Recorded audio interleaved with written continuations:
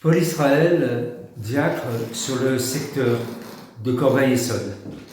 Alors on va vous raconter un petit peu notre aventure qui a démarré il y a 4 ans, lorsqu'avec Jean-Paul Leclerc et puis plein d'autres qui nous ont rejoints, nous avons créé ce réseau d'accompagnement des chercheurs d'emploi. Au départ, c'était il y a 5 ans, où à la demande du responsable du secteur pastoral, le père Emmanuel Bizzogo, nous sommes allés à la rencontre des 11 communautés chrétiennes du secteur pour dialoguer avec les acteurs de terrain, pour cerner les actions entreprises par les communautés chrétiennes et aussi pour repérer les pauvretés, les manques, les besoins. Parmi les pauvretés qui sont remontées, il y a eu celle du chômage, celle de la rupture avec le monde professionnel. Et nous avons pris conscience que dans nos communautés chrétiennes, beaucoup sont en rupture avec le monde du travail.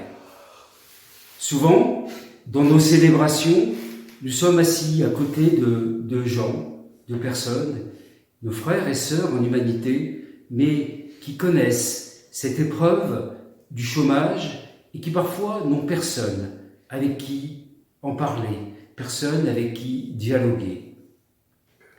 Ce sont des personnes qui ont été licenciées, ou alors elles sont confrontées à toutes sortes de handicaps liés à l'âge, à l'absence de formation, à l'isolement.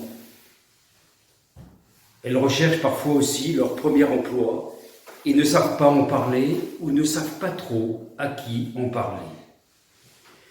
Mais souvent aussi, elles ne connaissent pas la boîte à outils et ne savent pas à qui s'adresser ou comment il faut procéder. Et parfois même, on en rencontre beaucoup, ces personnes sont démunies de cet outil devenu indispensable aujourd'hui pour rechercher un emploi qui est l'ordinateur. L'idée a donc été de créer un réseau d'accompagnement des chercheurs d'emploi dont la fonction première serait d'écouter toutes ces personnes qui sont nos frères et sœurs en humanité, sans limiter notre champ d'intervention à la paroisse et tout en nous appuyant sur le secteur pastoral. Nous accompagnons également des personnes qui sont en rupture avec l'Église ou qui ne la fréquentent pas parce qu'ils appartiennent à une autre tradition religieuse. Axe important dans notre action, il ne s'agit pas de remplacer les acteurs institutionnels existants, mais d'aider ceux qui sont à la recherche d'un emploi à renouer le contact. Notre rôle est donc d'abord de les accueillir, de prendre du temps pour les rencontrer, les écouter et de leur proposer dans un deuxième temps la construction d'un projet professionnel. Voilà, si vous avez des questions, vous souhaitez en savoir plus, vous pouvez vous adresser à nous. Nous sommes facilement joignables. Jean-Paul Leclerc, j'appartiens donc à la communauté d'Étiole et je fais partie de cette équipe, de ce réseau, depuis l'origine. Quel a été mon rôle? J'ai accompagné, j'en ai fait le calcul tout récemment, 43 personnes dans les 4 années qui viennent de s'écouler, c'est-à-dire depuis le début de notre mission.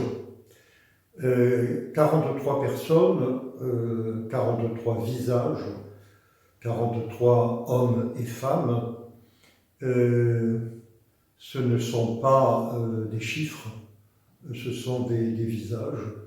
Et ce sont des visages qui rendent heureux celui de les avoir accompagnés.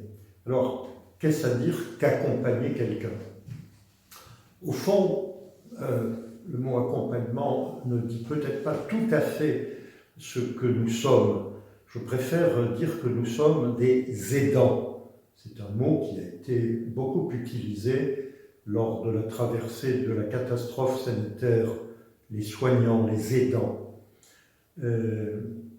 Ces 43 visages donc, sont aujourd'hui dans, j'allais dire, 3 types de familles. La famille de ceux que l'on a perdus de vue, qui n'ont plus, malgré notre insistance parfois, mais notre insistance très respectueuse, bien sûr, aux libertés, ne donnent plus de nouvelles. C'est quelque chose qu'il faut accueillir, qu'il faut accepter. La grande moitié de ces 43 personnes a retrouvé du travail, en a reperdu depuis, en recherche à nouveau, mais ce sont des personnes dont j'ai des nouvelles régulièrement. Et puis il y a ceux, mais assez rares, je dirais 4 ou 5, une poignée sur une main, que l'on peut compter des doigts d'une main, qui n'ont pas retrouvé du travail, et parfois y ont même renoncé. Au-delà de ces chiffres, donc, si je regarde ces 4 années écoulées, je dirais que ce qui résume ce service de l'Église, c'est la joie. La joie de ceux que l'on a aidés et la joie de celui qui les aide. Apprendre un jour que tu as trouvé du travail, que tu as été embauché, c'est quelque chose qui est de l'ordre de la joie évangélique.